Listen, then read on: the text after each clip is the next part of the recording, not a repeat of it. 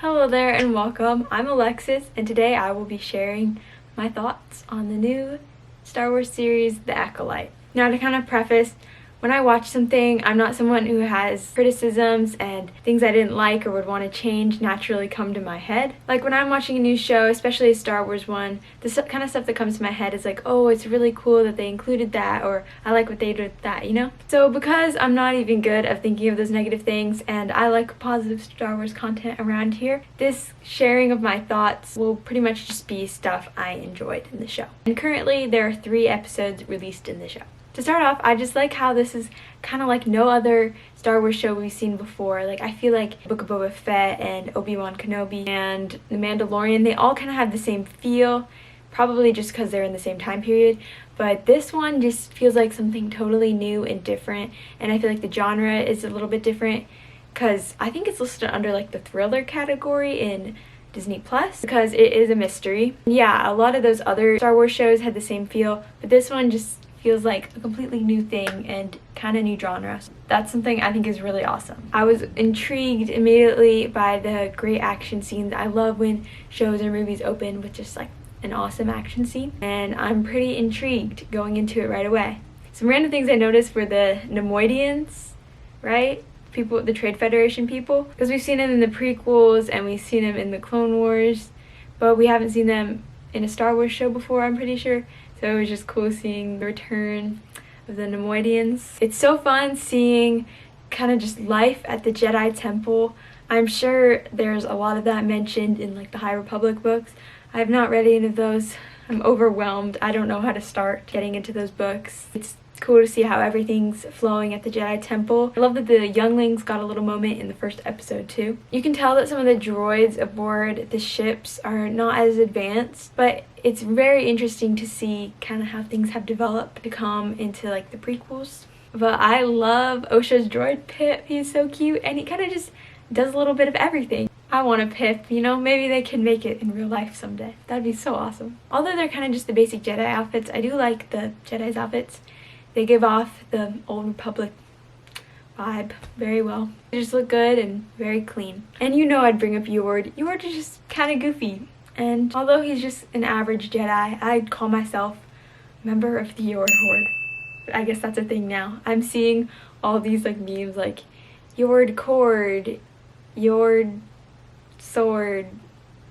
I don't know, just things that rhyme with Yord. I'll put some up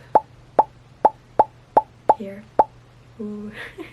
I know I said nothing negative, but episode 3 wasn't my favorite thing on Earth. Kind of was a little creepy. I've just never really been into like witches in Star Wars, like the Night Sisters or anything. And like the 5 times I've rewatched Clone Wars, I've skipped past that arc.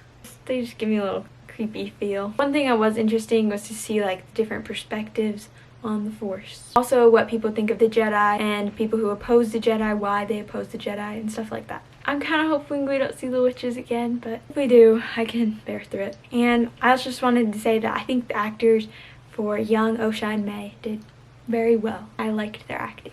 It was good. Although episode 3 kind of did give me the creeps, I'm glad we got a backstory on what happened to Osha's family on Brendok, because when they kept bringing it up in episode 1 and 2, I was just so confused. I was like, what is this? They kind of do like talk about it more and more and we get more information, but it was nice to just know exactly what happened and just clear that up. I'd say the action scenes in this show though are on point. The Barash vow part was pretty interesting too. I think it's like when a Jedi knows they've done something wrong, they go into like a state of meditation or something, and then they just stay there until they feel like at peace. Go on Wikipedia to look that one up. Probably not saying the right thing. That was something interesting and more like complex about the Jedi that I haven't seen in the Star Wars universe before. I also find it cool to see how their weapons and technology aren't quite as advanced yet.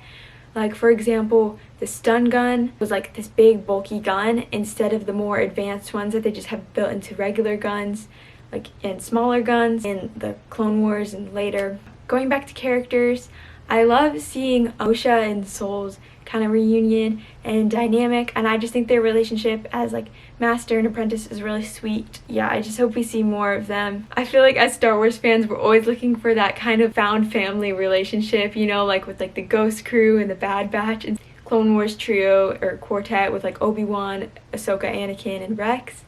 We're kind of always looking for that. It's just something we love in Star Wars, I guess, and something they do very well. I've definitely heard there's controversy,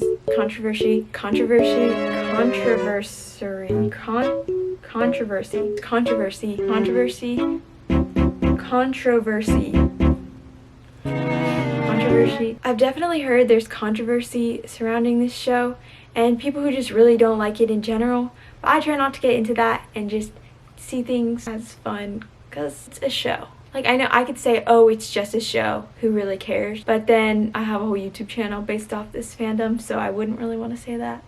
Us Star Wars fans are really privileged to have this much content given to us. Other fandoms do not get this spoiled. And if someone really doesn't like this new stuff, I don't think they should be complaining about it. Nobody's forcing them to watch it, you know?